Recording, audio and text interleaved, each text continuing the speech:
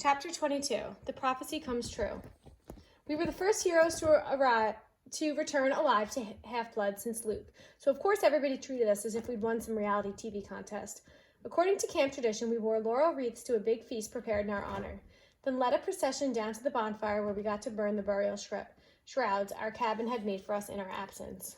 Annabeth's shroud was so beautiful gray silk with embroidered owls. I told her it seemed a shame not to bury her in it. She punched me and told me to shut up. Being the son of Poseidon, I didn't have any cabin mates, so the Ares cabin had volunteered to make my shroud. They'd taken an old bedsheet and painted smiley faces with X'd out eyes around the border, and the word loser painted really big in the middle. It was fun to burn. As Apollo's cabin led the sing-along and passed out s'mores, I was surrounded by my old Herm's cabin mates, Annabeth's friends from Athena and Grover's satyr buddies, who were admiring the brand new searcher's license he'd received from the Council of Cloven Elders. The council had called Grover's performance on the quest brave to the point of indigestion, horns and whiskers above anything we have seen in the past. The only ones not in a party mood were Clarice and her cabin mates, whose poisonous looks told me they'd never forgive me for disgracing their dad. That was okay with me. Even Dionysus's welcome home speech wasn't enough to dampen my spirits. Yes, so the little brats didn't get himself killed, and now we'll have an even bigger head. Well, huzzah for that. In other announcements, there will be no canoe races this Saturday. I moved back into cabin 3, but it didn't feel so lonely anymore. I had my friends to train with during the day. At night, I lay awake and listened to the sea, knowing my father was out there. Maybe he wasn't quite sure about me yet. Maybe he hadn't even wanted me to be born, but he was watching, and so far he was proud of what I'd done. As for my mother, she had a chance at a new life. Her letter arrived a week after I got back to camp. She told me Gabe had left mysteriously disappeared off the face of the planet. In fact, she reported him missing to the police, but she had a funny feeling that they would never find him. On a completely unrelated subject, she'd sold her first life-size concrete sculpture, entitled The Poker Player, to a collector, through an art gallery in Soho. She'd gotten so much money for it. She'd put a deposit down on a new apartment and made a payment on her first semester's tuition at NYU. The Soho Gallery was clamoring for more for work, which they called a huge step forward in super ugly neorealism. But don't worry, my mom wrote, I'm done with sculpture. I've disposed of that box of tools you left me. It's time for me to turn to writing. At the bottom, she wrote, P.S. Percy, I found a good private school here in the city. I've put a deposit down to hold you a spot in case you want to enroll for 7th grade. You could live at home, but if you want to go year-round at Half-Blood Hill, I understand. I folded the note carefully and set it on my bedside table. Every night before I went to sleep, I read it again, and I tried to decide how to answer her. On the 4th of July, the whole camp gathered at the beach for a fireworks display by Cabin 9. Being Hephaestus's kids, they weren't going to settle for a few lame red, white, and blue explosions. They'd anchored a barge offshore and loaded it with rockets the size of Patriot missiles. According to Annabeth, who'd seen the show before, the blasts would be sequenced so tightly they'd look like frames of animation across the sky. The finale was supposed to be a couple of 100-foot-tall Spartan warriors who would crackle to life above the ocean, fight a battle, then explode into a million colors. As Annabeth and I were spreading a picnic blanket, Grover showed up to tell us goodbye. He was dressed in his usual jeans and t-shirt and sneakers, but in the last few weeks he'd started to look older, almost high school age. His goatee had gotten thicker. He'd put on weight, his horns had grown at least an inch, so he now had to wear his Rasta cap all the time to pass as a human. I'm off, he said. I just came to say, well, you know. I tried to feel happy for him. After all, it wasn't every day a satyr got permission to go look for a great godpan. But it was hard saying goodbye. I'd only known Grover a year, yet he was my oldest friend. Annabeth gave him a hug. She told him to keep his fake feet on. I asked him where he was going to search first. Kind of a secret, he said, looking embarrassed. I wish you can come with me, guys.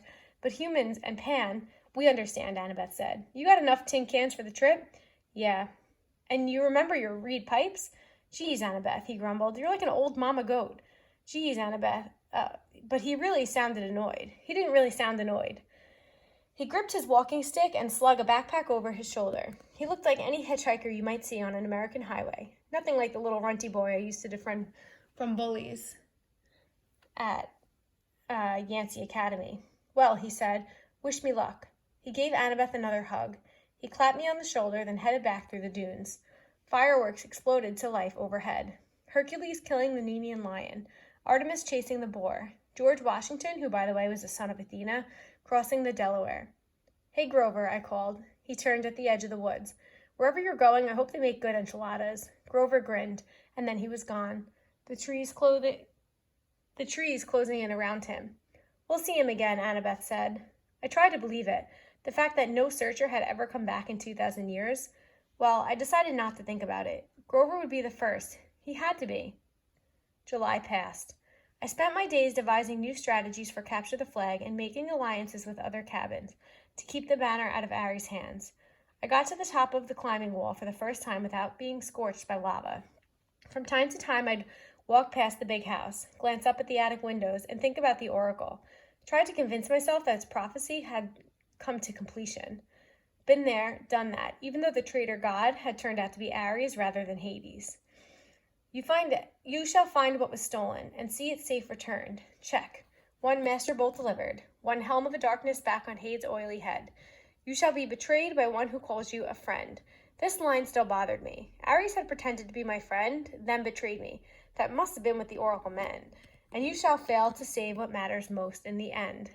I had failed to save my mom, but only because I'd let her save herself, and I knew that was the right thing. So why was I so uneasy? The last night of summer session came all too quickly. The campers had one last meal together.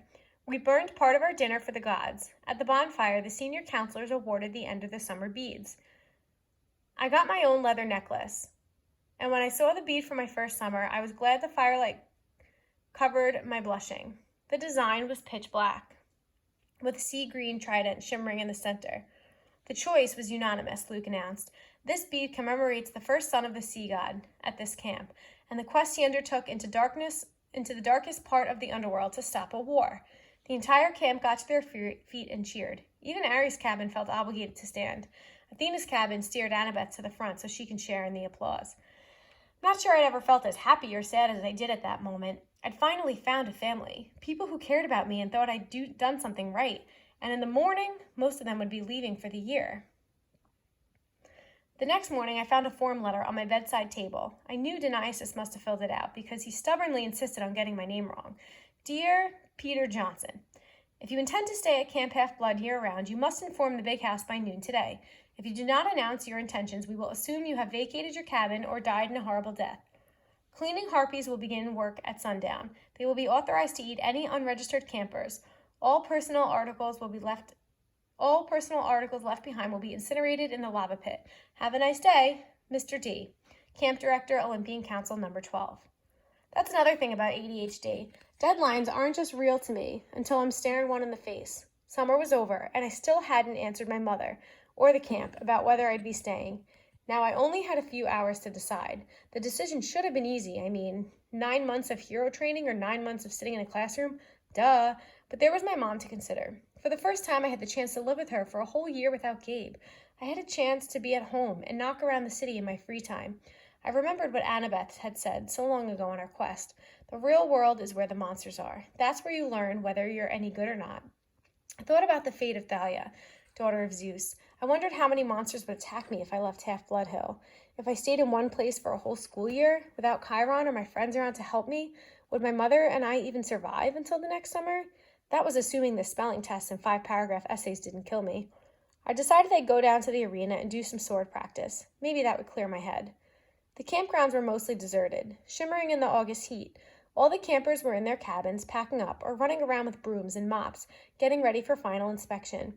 Argus was helping some of the Aphrodite kids haul their Gucci suitcases and makeup kits over the hill, where the camp shuttle buses would be waiting to take them to the airport.